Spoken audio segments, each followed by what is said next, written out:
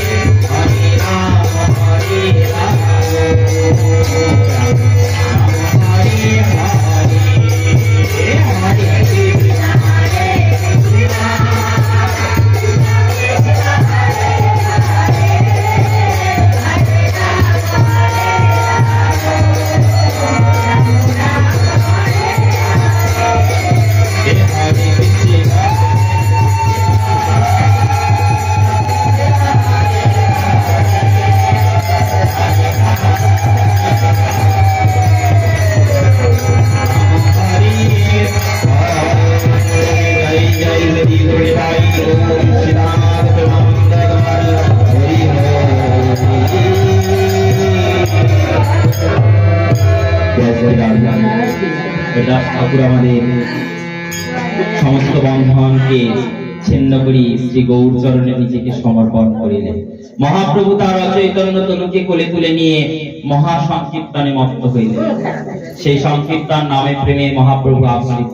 সমস্ত ভক্ত মিলে মহাপ্রভুকে বুঝালেন, প্রভু আর কতক্ষণ নাচবে? এ দেহ যে প্রাণ ছেড়েছে, অসার দেহ, একে বেশিক্ষণ রাখা যাবে না, চলো এর সৎকার ক্রিয়া দেহ। তাই বিমানে চড়িয়ে মহাপ্রভু ভক্তদেরকে নির্দেশ দিলেন, এই হরিদাসের দেহকে সমুদ্রে নিয়ে যাওয়া হবে। আগে মহাপ্রভু যায় নাচিতে নাচিতে, পাছে বক্রেশ্বর যায় সব ভক্ত লয়ে সাথে। মহাপ্রভু বলছেন, আমার ভক্তকে পথ তো আমি দেখাবো। আগে মহাপ্রভু পথ দেখাতে দেখাতে যাচ্ছেন নেচে নেচে, পাছে হরিদাসকে নিয়ে যাচ্ছে, তার পিছনে বক্রেশ্বর পণ্ডিত সমস্ত ভক্তদেরকে নিয়ে অগ্রসর হচ্ছে। হরিদাসের তনুকে সমুদ্রে লইয়া গেল।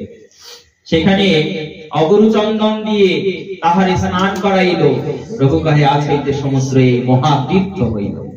আজকে হরিদাসের স্পর্শে আমাদের এই পুরীর সমুদ্র মহাতীর্থ পরিণত হইল।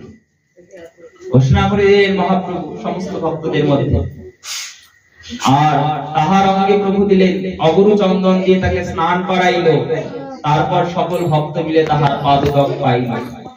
দৌড় করবার সাজি বস্ত্র তাহার অঙ্গে দিলা, আর বালিকায় গর্ব করি তাকে শোয়াইলা। আর হরি বল বলে গোড়া রায়, আপনি শ্রী হস্তে বালি দিল।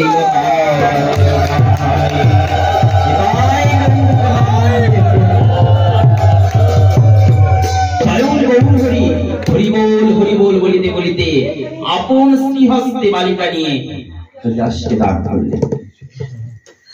এই হরিদাসের নির্দেশ না পাঠ করতে গেলে কম করে 4 ঘন্টা টাইম লাগে। বিশ্বের কথা বলো, মা হরিদাস